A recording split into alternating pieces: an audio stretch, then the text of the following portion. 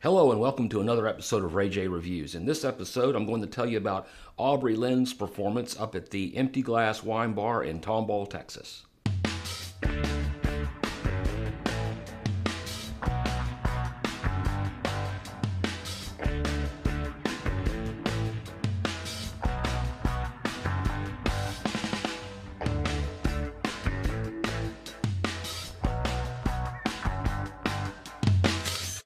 If you've seen other episodes, you know that I go to Tomball every once in a while to see events and performers and such.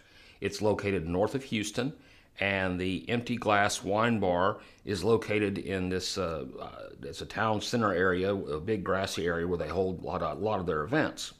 I went up there to see Aubrie Lynn perform and to interview her, and it was really great. She's a delightful young woman, a talented singer, and she's also very involved in charities. And well, I'm going to let her tell you more about that. Hello, friends. I'm here with Aubrie Lynn tonight. We're at the Empty Glass Wine Bar and Tasting Room in Tomball, Texas.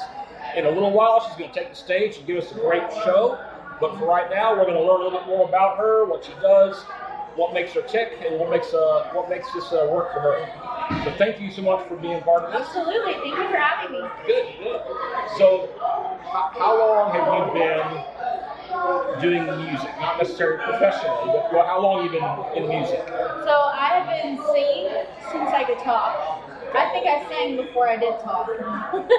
But yeah, all through school I did music, choir.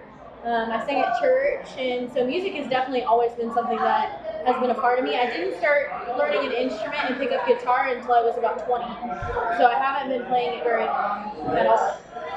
What do you think inspired you originally to get involved in music? Is it people in your family or friends or? Honestly, my aunt is a singer, and she has sang her whole life, just in church, and it's been a hobby. But I think it was really just the fact that I always loved it. I love to sing, and I'm really, in my immediate family, other than my aunt, I'm the only one that is doing music.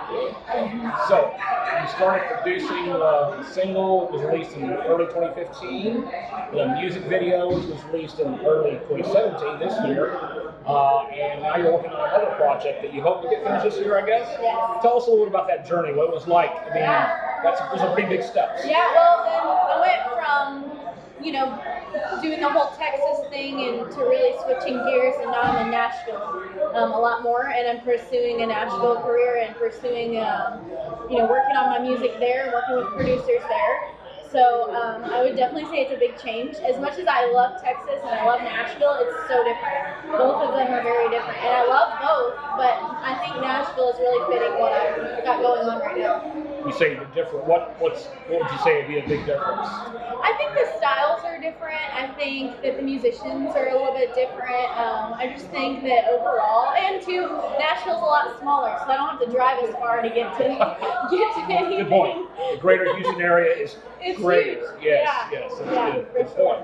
And the music video, would you consider that fun? Oh my gosh, I had such a blast. So this was my actually it was my second music video that I've done. I did another one just as fun when I was about 19 for the album that I first released, Set Fire. But this one was definitely more professional, more serious. We had an actual film crew and actors and stuff like that. So it's really, really fun. I had a blast. Now I can't wait to do the next one. So you're working on a special project. I am. You write your own music. I do.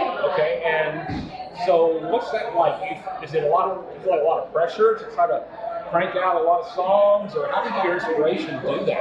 Honestly, I don't feel pressure because it's actually an out for me. It's just something that's therapeutic for me, and I actually wrote 3 songs in 3 days this week. So I was just cranking out one song after the next. What inspired you? Was there something that happened in your life? You don't have to share that. I think it was just different experiences. Like I know that one time this week I was talking to a friend of mine about my hometown and just how nothing ever seems to change. Okay. It's always the same. It's always, nothing ever really happens in a small town. Everybody pretty much settles down and does the same old, same old. And it's a good thing. It's a really good thing because as a musician traveling all the time, it's a constant study to come back to. Ah, right. It's kind of a chill place to come back to, and you're always going to have it there. Well, that's great. That's a good point. Very good. So you're involved in a couple of charities you partnered with, I guess, Food for the Hungry and 11th Candle.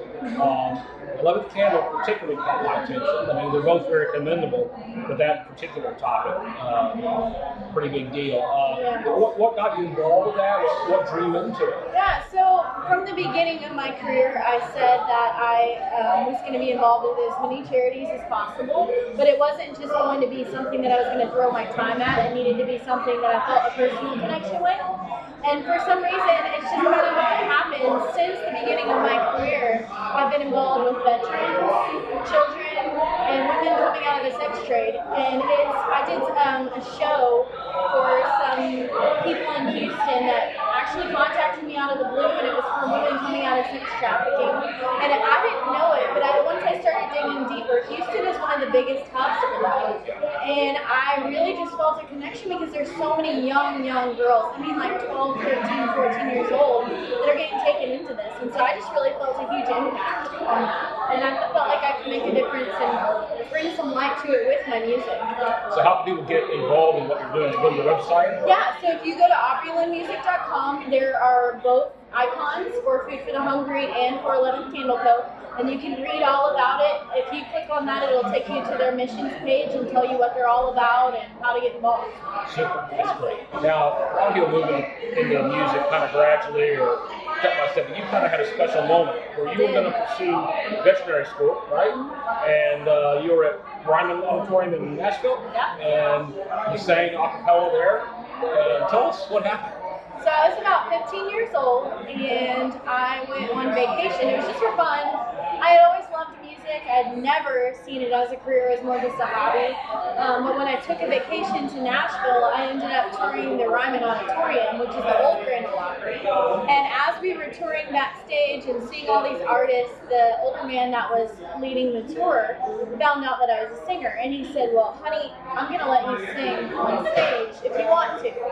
And at first I was like, no, I don't want to do that, because up until that point it had just been a hobby, and I didn't really love singing in front of people, so I was like, no, I don't want to do it. And so after about 20 minutes of convincing me, he finally got me up there. Well, I tell you what, when I got up on that stage and I looked up into the audience, and there was actually tours going on, so it was full of people, and I looked up into the rafters, and I thought about all of the people that have stood there in that spot, all the iconic musicians, and I was like, this is what I was meant to do. I felt so at home in that place that I couldn't deny that I was like, this is what I was made to do.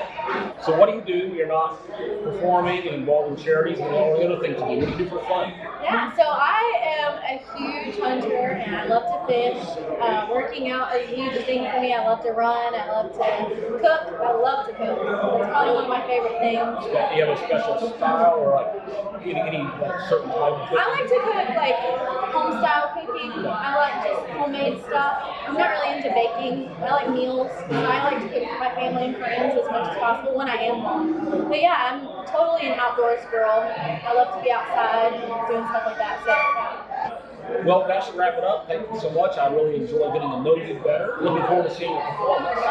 And well, let's go have some fun. Thank you. We can pack up tomorrow night. Let's put the home. Dance Carolina win somewhere together. I've got a corner. Dance Carolina, Taylor, California. See moonlight, Katie did singing like a symphony. Foot swing swinging like a Tennessee lullaby melody blowing through the willow tree. What was I supposed to do? Standing there looking at you, a lonely boy coming home. And you ask yourself, where do I go from here? Why isn't it clear? Running out of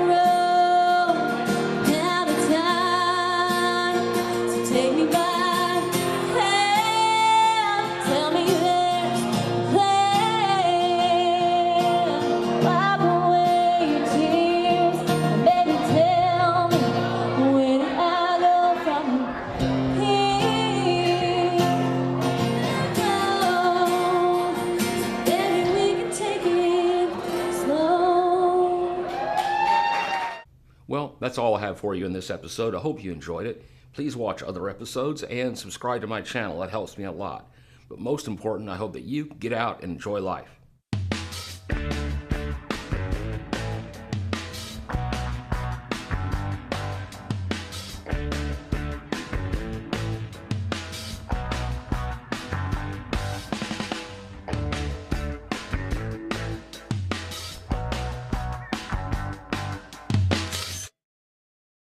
Take two.